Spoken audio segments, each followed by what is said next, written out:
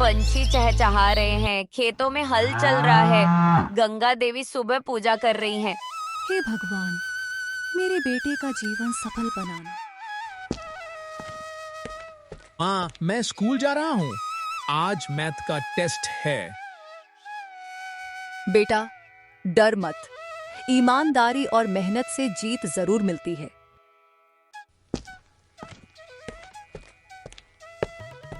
Raju school जाता है। रास्ते में बबलू मिलता है। राजू कहाँ जा रहा है? स्कूल जा रहा हूँ। अरे राजू, स्कूल छोड़, आज शहर चलते हैं, मजा आए। बबलू, पढ़ाई जरूरी है, तू भी चल। मास्टर जी नाराज होंगे। फिर बबलू और राजू दोनों स्कूल जाते हैं।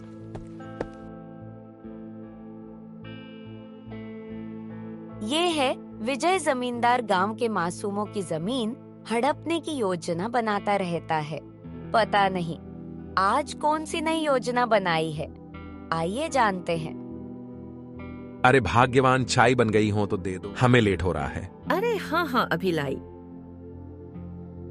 ये ले बेटी, ये चाय अपने पापा को दे देना। ठीक है माँ।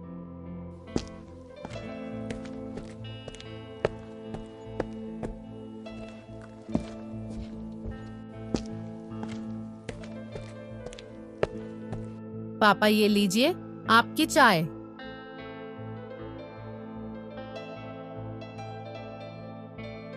गांव वालों को सपने दिखाओ और उनकी जमीन हमारी।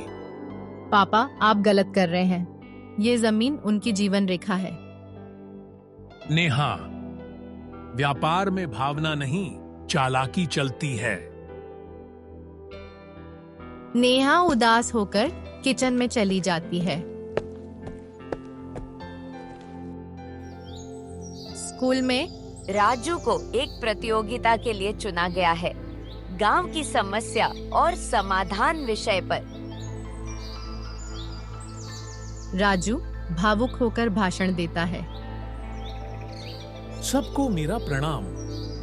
हमारा गांव हमारी जिम्मेदारी है, मिलकर बदलाव लाना होगा। हमें एक साथ मिलकर गांव की रक्षा करनी होगी। भीड़ ताली बजाती है और वाह वाह करती है। सामने खड़ा विजय भी देखता है। पंचायत भवन। नमस्कार मुखिया जी। नमस्कार। विजय जमीन का फर्जी दस्तावेज लेकर आता है। राजू और उसकी माँ सच उजागर करने की ठानते हैं। हम झुकेंगे नहीं, सच का साथ देंगे। हमारे पास सबूत हैं कि ये दस्तावेज नकली हैं। नेहा भी पापा के खिलाफ गवाही देती है। पापा, मैं अपनी आत्मा नहीं बेच सकती। राजू सही कह रहा है। सबूतों और गवाहों के आधार पर विजय को हार माननी पड़ती है। मुखिया जी फैसला सुनाते हैं। यह फैसला गांव के हक में है। विजय जमींदार दोषी करार दिए जाते हैं। मैंने गलती की, मुझे माफ कर दो। गलती मान लेना ही सबसे बड़ा सुधार है। राजू और सब लोग बड़ा दिल रखकर माफ कर देते हैं।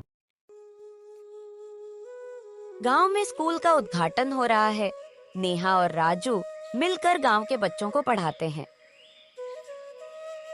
गांव में विकास की लहर चल रही है। सड़कें बन रही हैं, बच्चों के लिए पुस्तकालय खुल रहा है। राजू भाई, तूने तो पूरा गांव ही बदल दिया।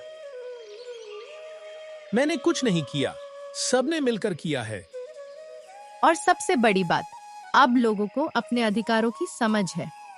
राजू, मैंने सुना है कि शहर का सबसे बड़ा उद्योगपति कुशल मेहता गांव में फैक्ट्री खोलना चाहता है। कुछ पता नहीं भाई। अगले दिन कुशल मेहता गांव में आते हैं और गांव वालों के साथ मीटिंग करता है। हम यहाँ फैक्ट्री खोलेंगे, रोजगार मिलेगा, लेकिन थोड़ा जंगल साफ करना पड़ेगा।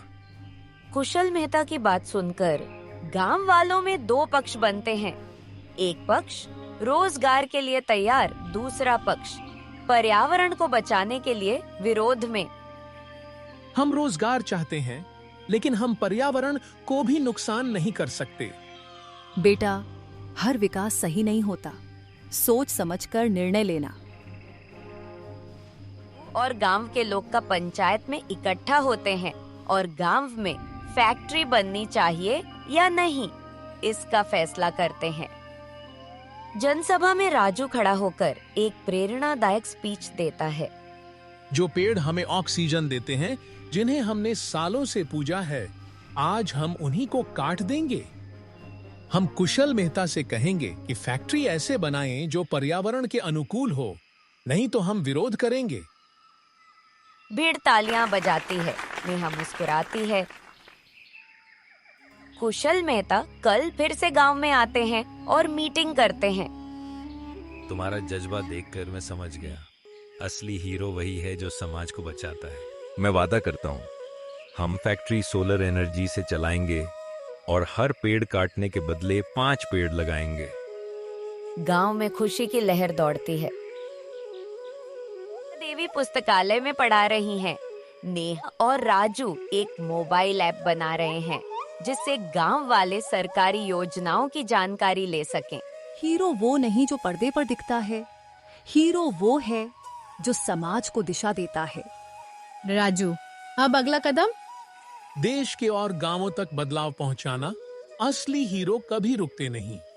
एक सच्चा हीरो वही होता है जो समाज, पर्यावरण और भविष्य तीनों के लिए सोचता है।